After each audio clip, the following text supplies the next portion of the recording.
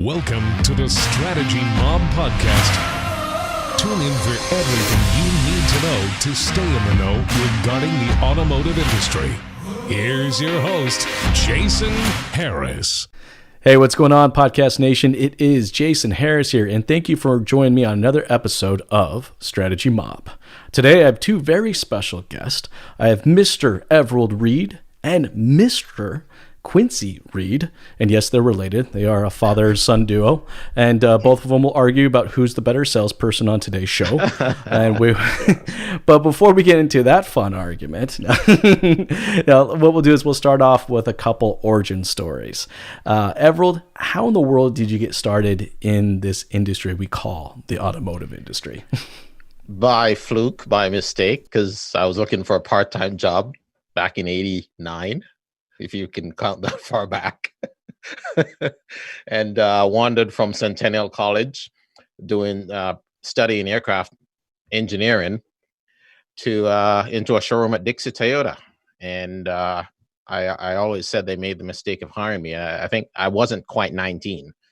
I turned 19 the month after, so the rest is history. And then what did you do after that? You've had a long history in this business since 1989. Well, what I did immediately after that, I screwed up a lot. So for the first year, made very little money, and then I got smart the next year and tried to figure things out and found a mentor, and then wandered into Aaron Park Toyota, and that was just the year before Lexus was coming to North America. So I got to witness the birth of Lexus as a company in North America, and a gentleman there who formed one of the former owners, Paul Pearson, he just recently passed away. He gave me a shot into management at age 23, if you can believe that. So the rest is history, as they say.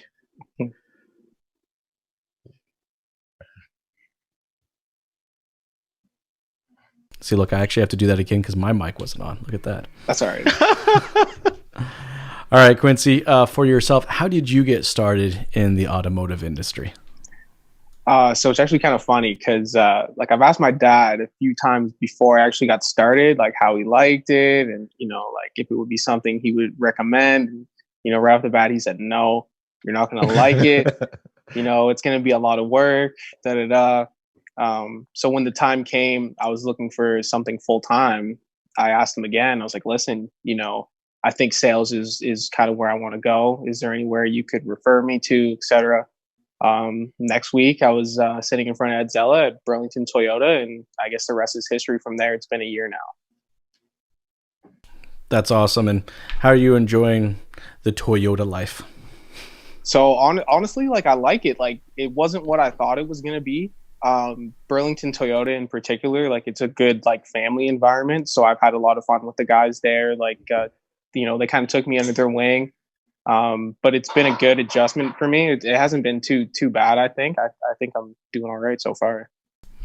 And guys, for yourself, I'd like to start off today's kind of conversation with just kind of what your current norm is. What does a normal day look like for? Because for everybody, everything's different. I mean, our industry just kind of let him go first. Just kind of flipped around. All right, Quincy, let's start with you, man. What's a normal day look like for you? So typically, I know, I'm a younger guy, so maybe you guys would think I'd be sleeping in, but I get up at 9 o'clock every morning, probably, just naturally. I mean, I'll get up, make a coffee, have some breakfast, do some push-ups, and then I'll just hop on Call of Duty for a few hours. That's all right. I bet you a lot of car sales guys out there playing Call of Duty right now. Hey, or man, Fortnite. That's what we got to do. No. Well, by 9 o'clock, I've already done all of that stuff, not Call of Duty. Oh, you're a Fortnite player, right? That's what I heard. I've already worked a couple hours, and I come into my office to do a lot of writing and concentrating and run my little show from here. Nobody's here to bug me, so there's no social distancing issues because it's just me and the walls.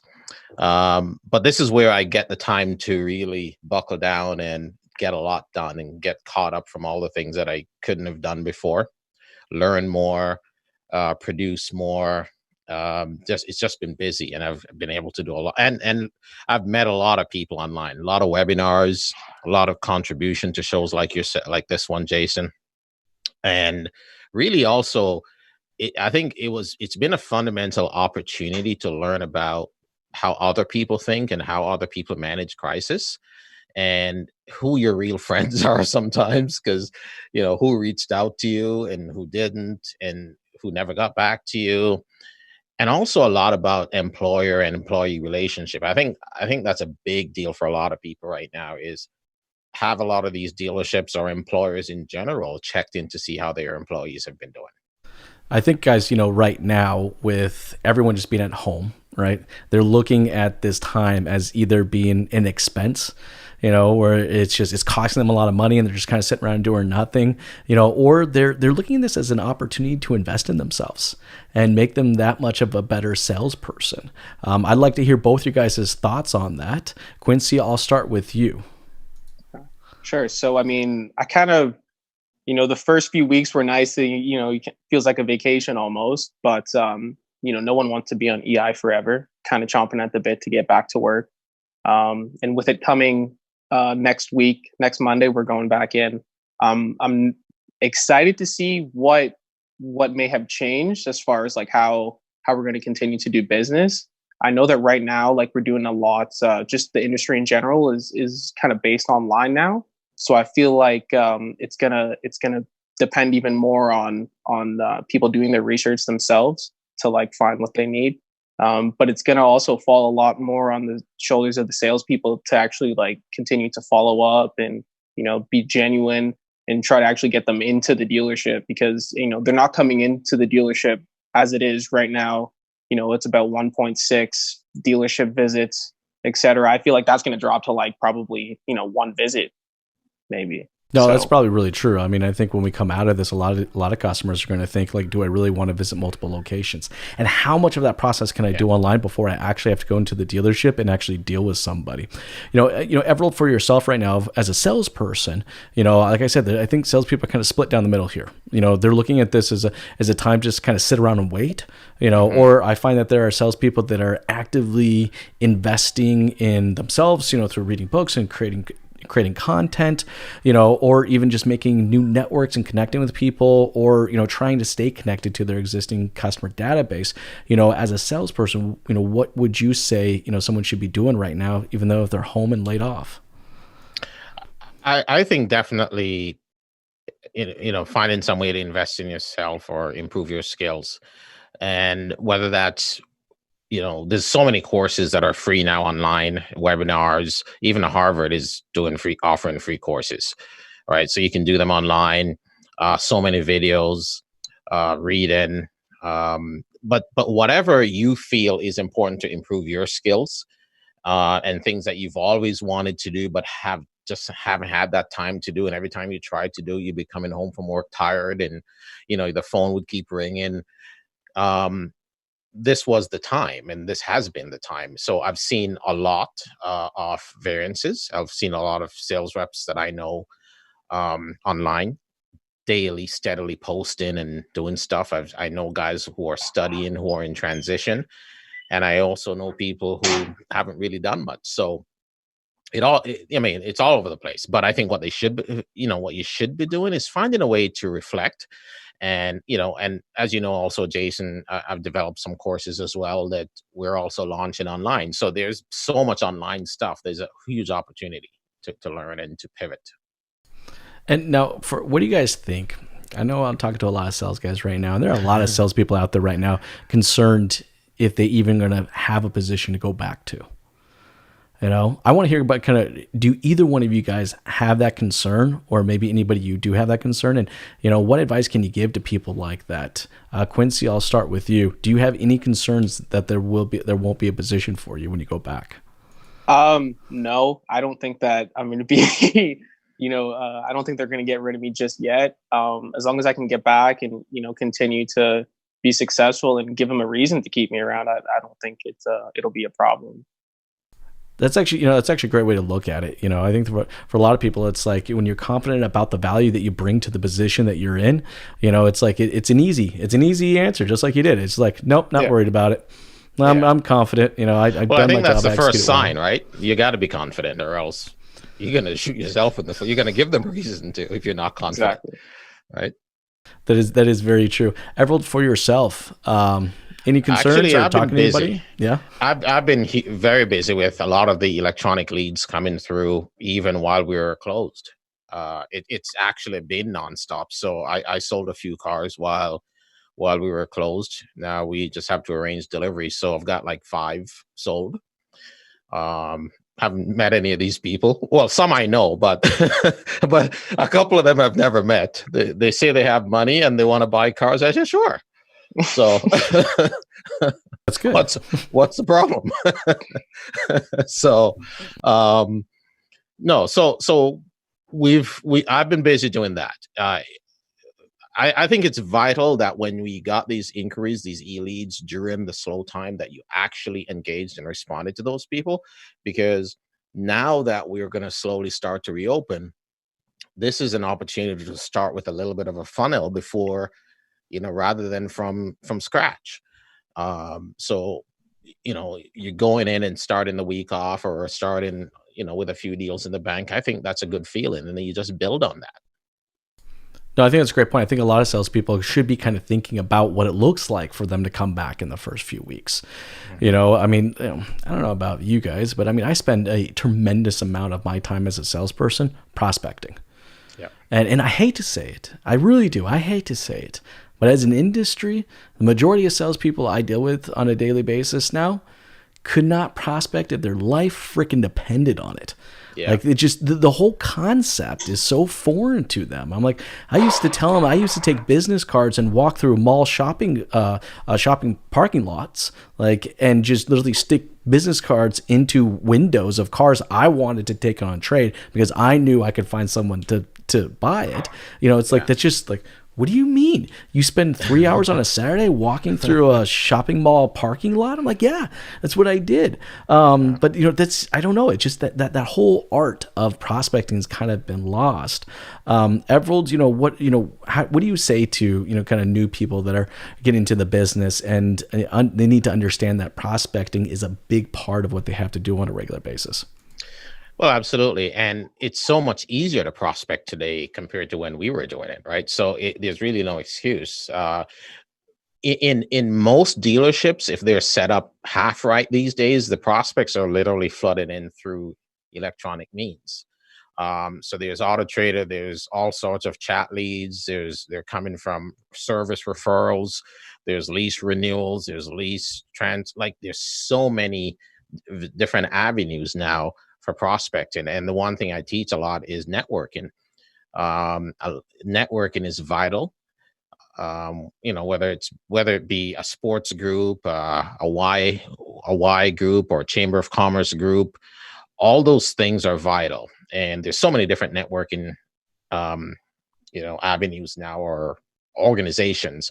You need to get into one or two of those and find out where the people are, and look in the parking lot. They all pulled up in cars and somebody sold it to them. So you just need to be that guy the next time. Hey, for yourself, Quincy, what does prospecting look like for you? I mean, networking again is huge. Word of mouth is a really good way to get referrals. So, I mean, if people are aware that, I'm here, try to give a good impression here, translate to maybe some more leads for me. So, well, he's been doing some Instagram stuff, which I thought was good. Yeah. Posting his deliveries on Instagram, and then his friends would, share and comment, boost it a little bit. Are those social efforts working out for you? I mean, I think there's a lot of salespeople out there that haven't cracked that code yet when it comes to social media and being able to prospect and create a network out there. I find personally the reason for that is they focus way too much on the media portion and not enough on the social portion of social media. Mark, I mean, we know several people, Jason, who have developed their own personal brand online.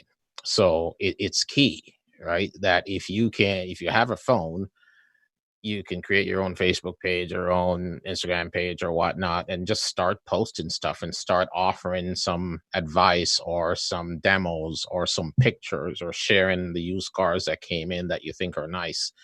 And that's prospecting right there, because if you put it out for everybody to see, people will eventually start expecting it from you. Well, I think it's all about engagement, right? I mean, someone the other day told me that Twitter's dead, and I just kind of laughed a little bit. And I'm like, I just talked to a salesperson who not only just a few weeks ago, even during all of this, all right, responded to a tweet that someone put out in their local area that it was just simply asking, does anybody know if there's any Ford dealerships open? And he tweeted back, goes, yeah, our Ford dealership's open. Do you need some help with service? And they turned it into a conversation, and that conversation turned into the fact that this guy may have actually needed to trade in the vehicle, not necessarily dump an additional $2,000 into transmission work that this truck was going to need, but like, it's like, if I'm going through a mall parking lot and 3 hours at best, I might be able to touch 100 cars, 3 hours on social media, I could touch 1,000 people and have legitimate conversations with them about that. Twitter's a great example. Facebook and Instagram, look, right now there's a club and a group for everything. I mean, literally every car out there's got a group or a club, going into it. Actually going in there and actually being a part of that conversation is going to be key.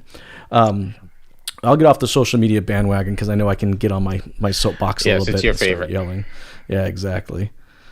Oh, Quincy, there you go. We got you back. I'm back. Yeah. But hey, guys, actually, you know what? Before we get into kind of the girth, the main portion of today's conversation, I want to ask the question that everybody is thinking in the back of their heads right now: is what is it like to live in a house with two very competitive automotive salespeople?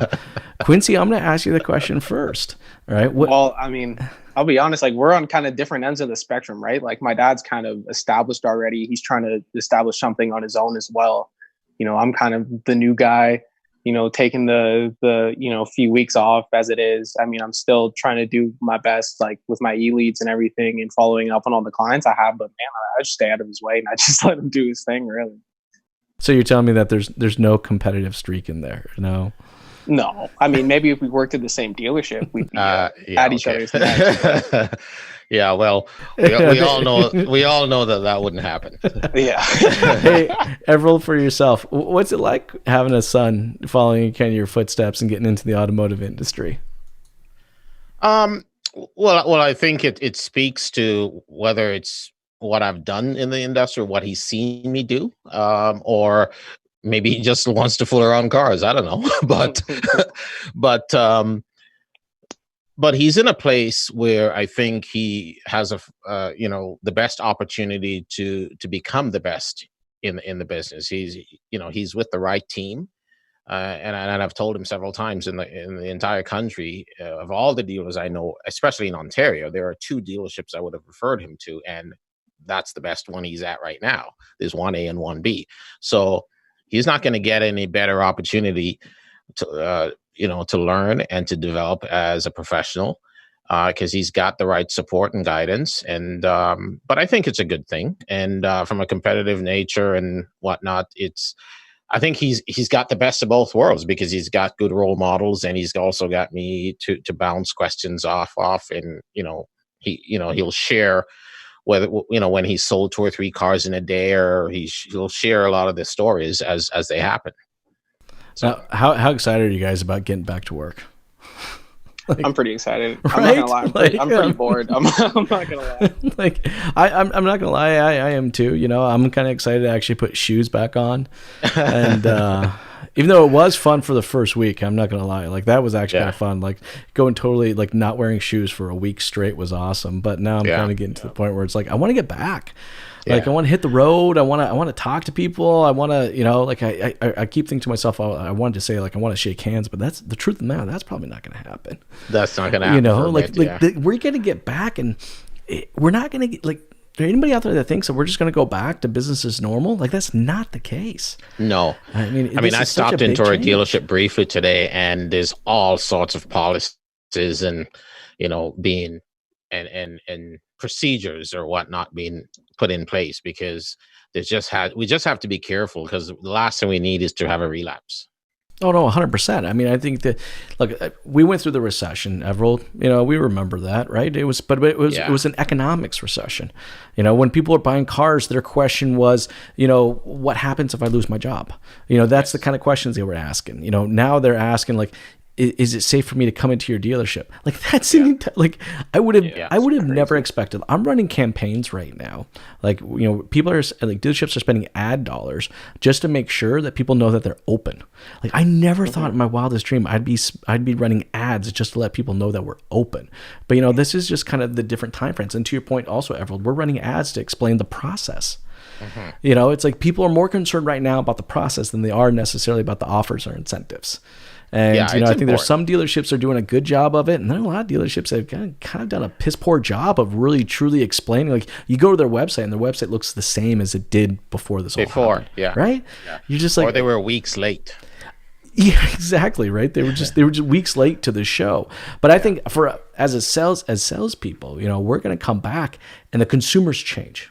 The consumer is going to fundamentally change. I mean, the way that we have trained and received training, you know, over the years on the sales side has been so much about being in front of someone, being able to read their body language and understanding that 80% of what they say doesn't come out in physical words, but comes out what they're saying, you know, through their body of either leaning back or leaning in or crossing their arms or no eye contact, all of these things.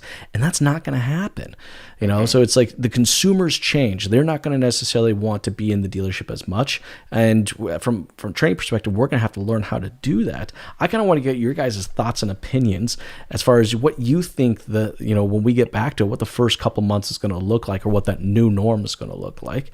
Everold, I'll start with you, and then Quincy, I'll ask you the same question. Everold, what do you think the new norm is going to look like, man? Well, you're asking a question that I literally posted an article on Sunday. Well, then it's good timing. Yeah. But, yeah, if I remember what I wrote. But it's about dealerships needing to pivot. And, fundamentally, if they don't, the ones that do, or the ones that adapt quicker, are going to take the cake. So I stressed on, organizations, dealerships really investing in their people, not just to say, okay, well, here's new procedures to protect us from, each other from a health perspective, but show some real empathy. Like, how did you manage? How were things? How is the family?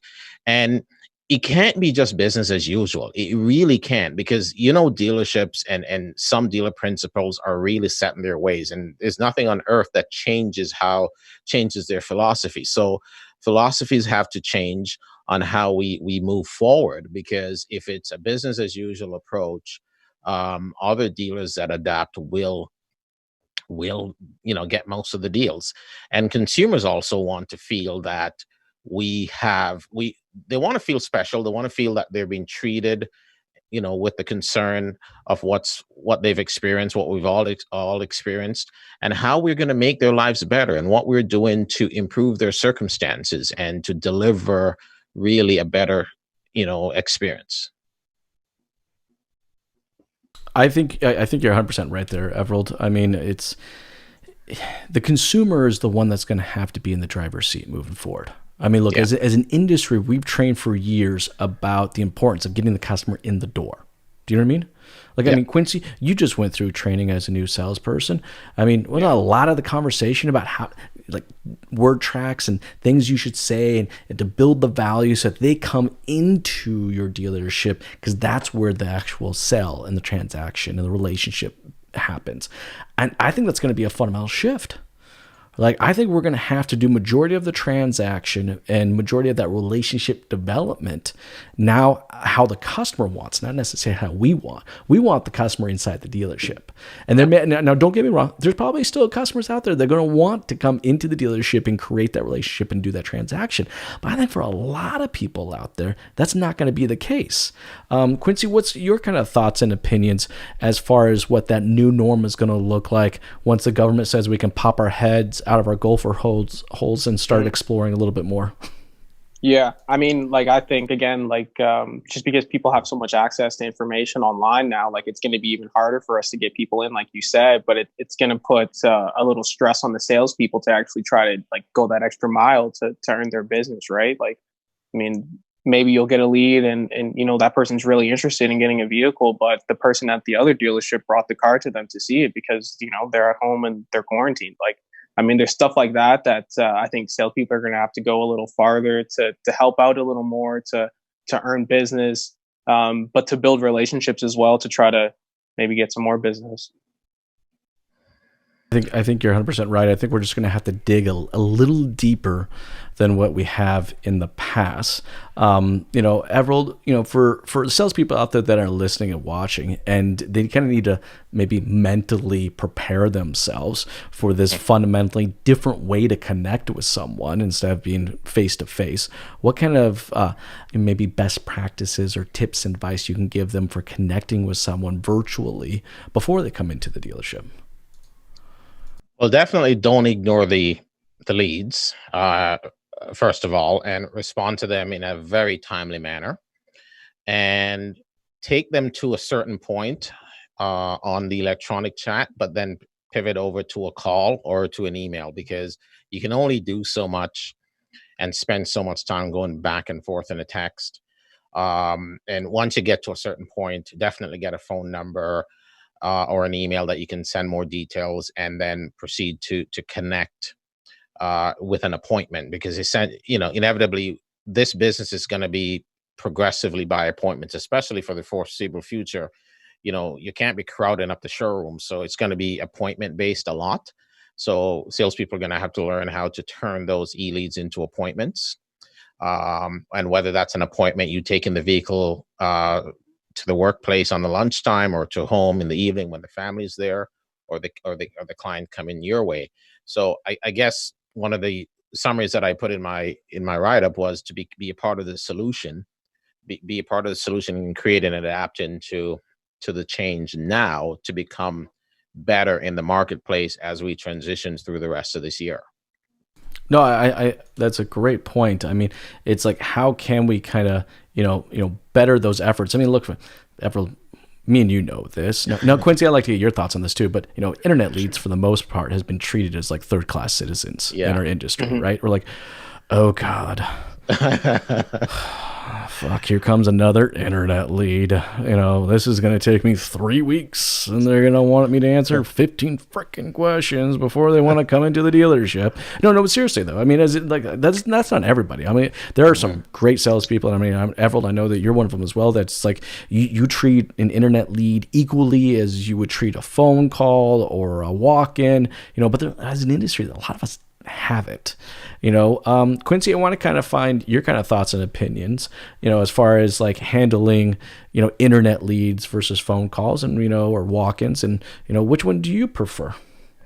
I mean, the e-leads are great. Like, it's a different source for people to inquire, and it's easy for them. But at the same time, like, they're not just inquiring to one dealership, right? Like, they're trying to look and see what they can get elsewhere as well. So like, I try to treat all the leads equally, especially the e-lead ones, because like those are people that are sitting at home looking at their phone thinking, okay, like, I'm interested in this. They're going to put the lead through. If you just let it sit there, they're just going to put it through somewhere else. The other dealership's going to answer it. They're going to end up going there instead. And it's like a matter of like maybe like 5 to 10 minutes that you missed the deal from, right? Like, it's also important what you put in those inquiries. So if you're just straight up answering the question, okay, the e-lead says, well, give me your best price on this, or can I get a quote on this? And all you do is respond and build a quote and respond. You're going to be kind of dead in the water.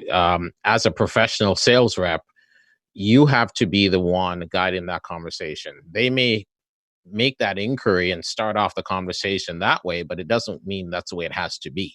Has to continue. So you can ask some questions. What package have you been here before? Why have you chosen this package? Are you familiar with the loyalty incentives? Are you familiar with leasing if they're asked about financing? So you can start pivoting the questions and getting the engagement and building a relationship with the client, letting them know that you're the authority in this place. You're not just there to give out quotes. You're an expert in the field, and you're going to ask some logical questions to start building the relationship. And when you engage at a different level, than even if they ask 5 other dealers, but you're engaging from a different perspective with asking valuable questions and engaging questions. They will start to realize that this guy's a bit different from these others. Mm-hmm. Well, it's all about building that relationship online now. Yeah. I mean, that's really what we're having to do. Like, it's like, look, in the past, we've been able to build enough value in answering those questions and engaging back and forth to get them to the point where they want to come into the store.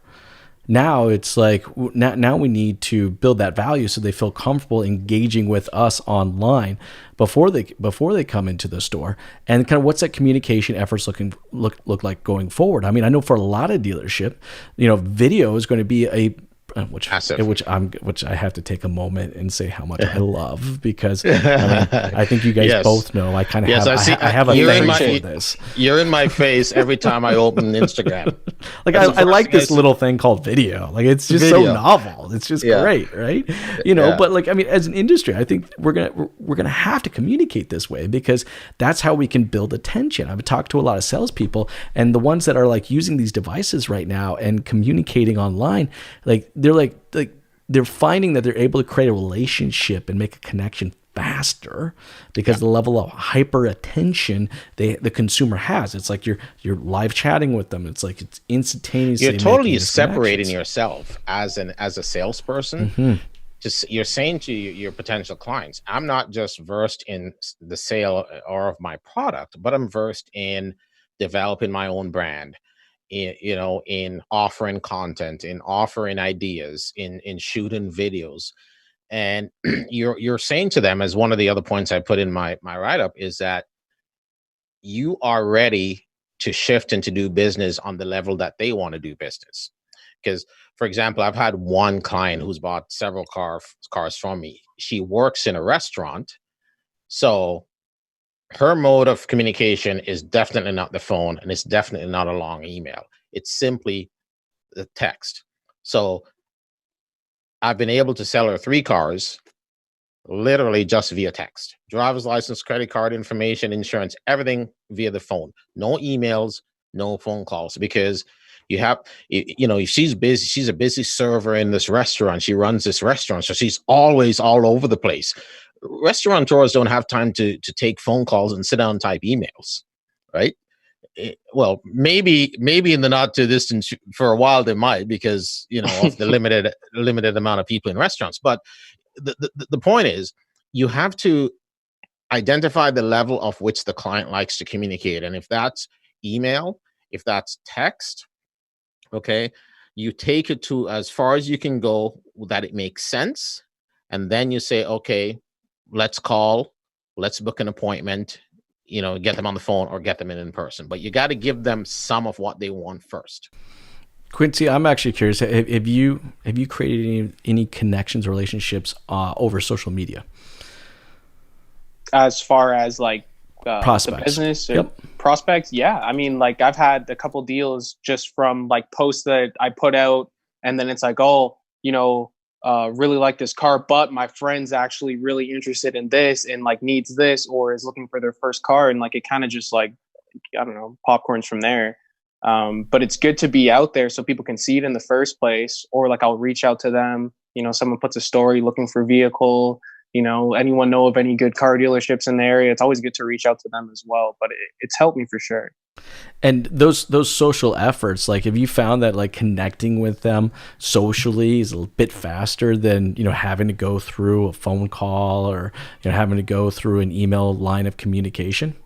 Yeah, definitely. And it's like a different type of communication as well, right? It doesn't have to be as formal on like an Instagram DM as it is in like a well-written email. I mean, but if that's the level that they chose to reach out to me, like you can just meet them there, and it works a little better and makes it more comfortable for them as well, that they don't have to be so like, uptight the whole time during the conversation, right? Well, actually, I think that's a really good point. I don't know why in our industry that we feel like our emails are a formal line of communication. Like, when did that happen? Like, I mean, I remember, most of my emails, even today, well, even when I first started writing emails, were 1 or 2 sentences, and they're still like that today, but it seems like in our emails, we have to be this person, but then if someone DMs me on LinkedIn, I have to be that person, or if someone DMs me on Instagram, I have to be this person. Now, I'm not 100% sure what we have to do that. I mean, I think that we can have a casual type conversation like Quincy, you did on that Instagram DM. I think we can do the same thing in our emails. I mean, I think people at the end of the day just want to connect with people. And if we're just being ourselves in those communications, that's what they're going to connect to. I mean, I can't tell you how much I hate templates and autoresponders. I mean, if I could, I'd just burn them all down. Like, it's just like, as a consumer, I mean, think of this. Who wants to actually be sent an autoresponder? Have you guys ever received an autoresponder that you enjoyed? You're like, oh, snap. Oh, damn, that was a good autorespond. No, never. Can we just I think right now it's like, and the reason, guys, we're bringing this up is because it's like we're going into, I think, what's called this over communication age. Like, we're gonna have to over communicate the crap out of everything, but we're gonna have to do it in a way that's very person to person, human to human type level. Like, we're having to make these connections virtually before we were able to make them actually in person. And I think the key element to doing that is just talking and just being ourselves, no matter what form of communication we're using. I'd like to kind of get both your kind of thoughts on that, do you guys feel like we should have different styles of communication with each of these sources, or do you guys feel like you should just kind of be yourself on all of them? Everold, I'll start with you, and then Quincy, I'll ask you the same. No, definitely you have to adjust your communication style with the different platforms. When you look at email, it's because it was the first thing that we had. When it first started, it would take 3 hours for one email to get sent with dial-up. And for decades, for a couple of decades, it was really the only electronic messaging delivery. And then all of a sudden we had everything else come up in the last 10 years, maybe 15, but really the last 10 years, is everything just blossomed. So we have so many options now. And most of us some of us are on the main ones, but some people are not on any, or just 1 or 2. So if you're a salesperson in a dealership and you don't have an Instagram account, or you don't have a Facebook account or a LinkedIn account, and what other one, Quincy, is popular now? Twitter, TikTok, but I don't really think that would be. Yeah. Maybe. Sorry, but let's say the first 3. Say that name one more time. I didn't hear it. What was it? TikTok, but that's for like TikTok. a younger generation. But it's another. Well, I know a lot of sales guys right now on there that are doing TikToks. I mean, I got to be honest with you. A TikTok of a car, like, I think music and the car industry go hand in hand with each other. Yeah. Definitely. I mean, how many music videos have you seen with cars in them? I mean, it happens all the time. The best right? ones. Yeah. Right? I mean, you're going to watch a country music video. Guess what? You're going to see a pickup truck in there. Just going to let you know. Right? If you're going to watch a hip hop video, there's going to be, there's going to be, a luxury car of some kind in there. Kind. Like, it's just, I think the car industry and actually TikTok actually do have something. I just don't think anybody's necessarily cracked the code yet. But I do think that there is opportunity out there for sure in our industry and with TikTok. Anyways, I get off that soapbox. I could do a whole podcast just on that. Just on TikTok. I know, right, guys? Anyways, I know we're getting towards the tail end of our time today. But before we go, I get to ask you guys both my favorite question. And I gave you a little heads up before we started recording here. So it better be a good answer. I'm just kidding. Oh, my goodness. I'm going to put you on the spot now, right? Like really bring the heat. No, I'm just kidding. Hey, guys, my favorite question of the day. What is pissing you off? So, Everold, I'll start with you. What is pissing as it Everold relates off? to the automotive space that we're in, what absolutely drives me crazy are managers and owners that haven't yet figured out that it's the 21st century and have made no attempt to adjust their thinking and how we do business. They still want to see trades. They still don't understand that, you have to give numbers over via e-leads and over the phone and via internet. And clients are only going to come in to see you and to have their vehicle appraised when it's necessary. and you're going to have one or two opportunities at best, and that's it. So that annoys me. And what also annoys me about the automotive space, which I hope and pray this little lull that we've had really talk some sense into some dealers and managers, is you have to treat people, you have to treat your team better. They're not numbers, and you have to invest more in training and invest more in people. And I only have to make one reference. Richard Branson has over 350 companies with managers that manage each, thousands of employees. And the reason why he's highly successful is because he treats his people well. He gives them the autonomy to make mistakes. Mistakes do happen, but as long as you learn from them and without micromanaging, but you treating people with respect. Because we're in the automotive space, salespeople are required to do so much. There's so much load that they carry sometimes, but they don't get the respect, and they're expected to produce so much. So I hope that changes. I agree with you, and actually I think it will. I think there's a lot of changes that will actually be coming, and I actually think that moving forward, as a salesperson, I think what we're going to see is, I think the cream's going to rise. Do you know what I mean by that? Oh, yeah. Like, I mean, I think there's a lot of dealerships that have been operating with what they call warm bodies, and from a customer's perspective, it's not enough to have a warm body at your business. No. And I think everyone out there, is going to have to step up and be a sales professional. And I think from a manager's perspective, we're going to have to put a tremendous amount more weight on our team's ability to connect with people than we've ever have in the past, which is just going to require just a fundamental mind shift. It's not enough just to have warm bodies. Like, we got to have professionals. Quincy, all right, you're up, man. What is pissing Quincy Reid off? Well, if I'm being honest, before, everything got shut down, I was like 2 months into the gym, put another 15 pounds of muscle on. I was excited. It's been a while since I was in that shape again. And then boom, gyms are closed, lost all the muscle mass. It's going to take me a while to get it all back. But also the barbers are closed. So now I got to go back to work on Monday. That's true, man. And I haven't had a haircut in 2 months. So, I mean, I don't know. You're not going to give yourself a haircut? I don't trust myself. Well, he cut my hair last weekend. Or that's easy though. That's just one level, Like, that's how mine was. One level. I actually took a chunk of my hair out in the back. Like, I'm serious. I got a 2-inch patch in the back that's just straight skin. So so I can't do that. Like at least Everold, your son, was willing to give you a haircut. Like, I tried to do it myself. I messed it all up. Well, I had to be on another show, and I'm like, okay, this is getting ridiculous. It's mostly white when it grows. And I'm like, so yeah.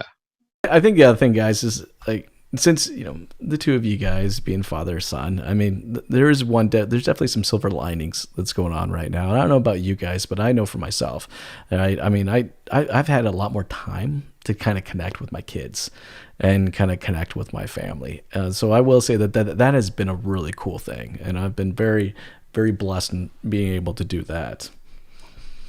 Oh, Quincy's been busy playing. What's that game called? Call of Duty. Fortnite. Okay. Call of Duty. My bad. Sorry.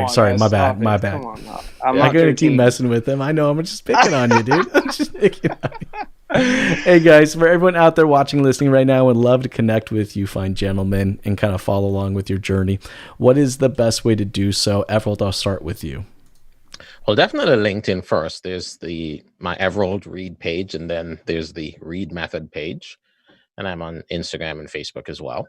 ReidMethod.com. Awesome. Hey, for yourself, Quincy, what is the best way to connect with you, sir? I'm at QR Sales on Instagram, and I'm on LinkedIn as well. It's just Quincy Reid. Cool. Hey, guys, thanks again for taking the time to jam with me today. This has been a lot of fun. Well, cool. Thank you, Jason. Thanks, guys. Have a good one. I'll see you later. Okay, thanks, cool. You too. Take care. Take care.